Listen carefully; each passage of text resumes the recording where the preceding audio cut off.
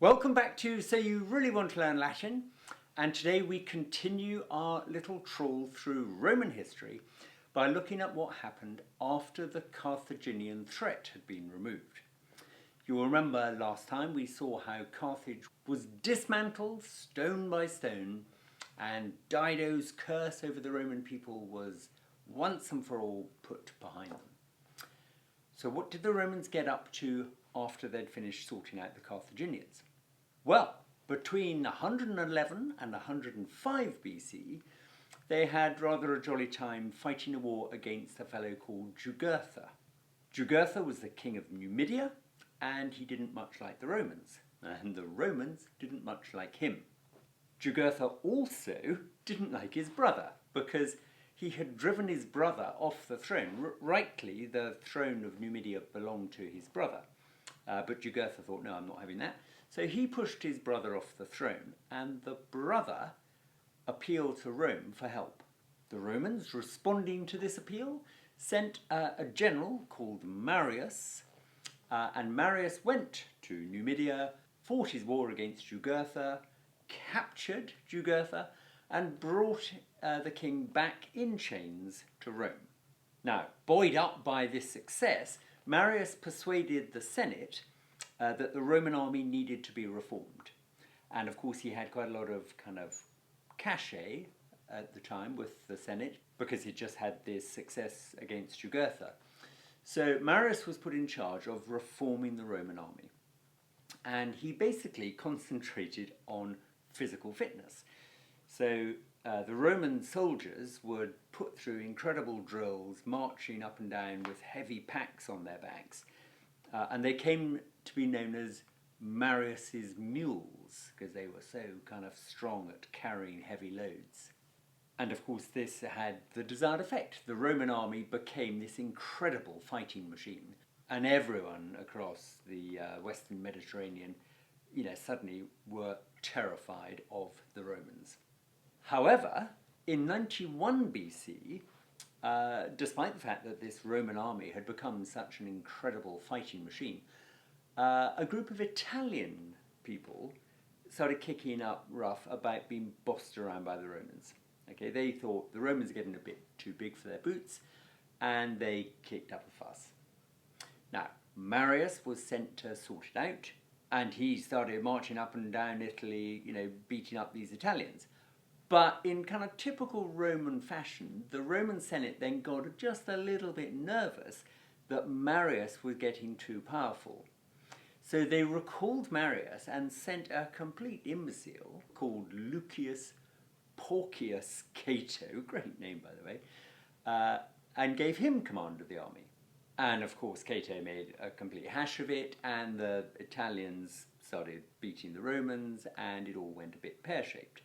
These Italians claimed all the privileges of Roman citizenship, and poor old Cato was in no position to deny them, and so suddenly great chunks of Italy started getting the privileges of Roman citizenship as if they had been from Rome itself. Now, no sooner than that little situation resolved itself than the Romans themselves started fighting each other. So a civil war developed in Rome. Now, the first guy to actually sort of show his hand in this civil war was Sulla, Cornelius Sulla, and he marched at the head of an army into Rome to get rid of Marius and Marius's supporters. He reversed the grants of citizenship which Marius had granted to these Italian people, and he outlawed Marius. In 87 BC, one of the consuls, a chap called Cinna, restored the grants of citizenship to the Italian people. So, there's complete chaos going on.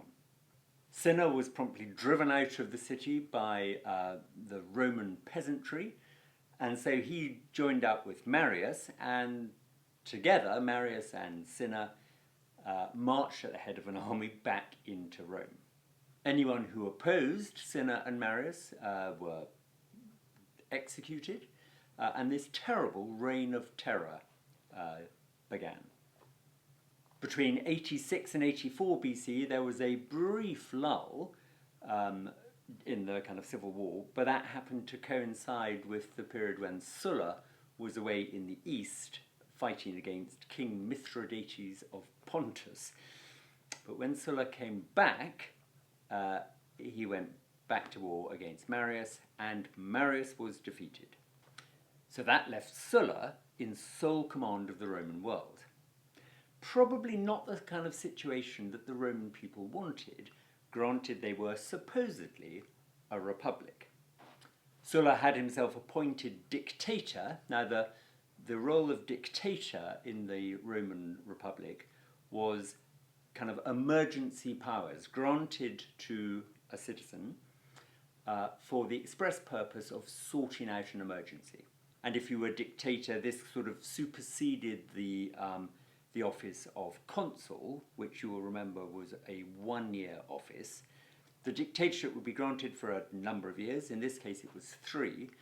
And Sulla exercised the powers of dictator, basically getting rid of all of his enemies and doing everything the way he wanted it done.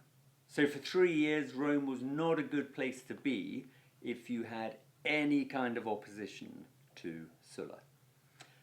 But then, miraculously, after his 3-year period of dictator, Sulla laid down his powers and retired into private life. And it became one of these great sort of debates that in rhetoric school, the young men who have been trained up in rhetoric would debate the pros and cons of Sulla's decision to lay down the office of dictator.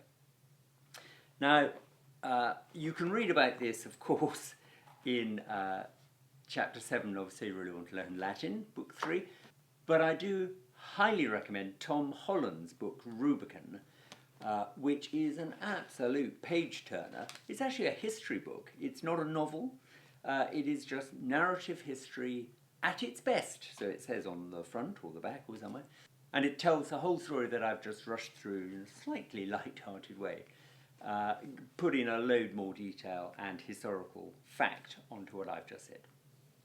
But suffice to say, the Roman Republic, which is, as you know, supposed to be beautifully sort of democratic, with consuls being elected every year to hold office for 1 year only, and they would share the power so neither one of them got too, powerful.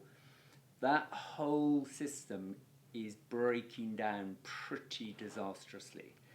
And you can see how not very far into the future the system of government in Rome was to change once and for all.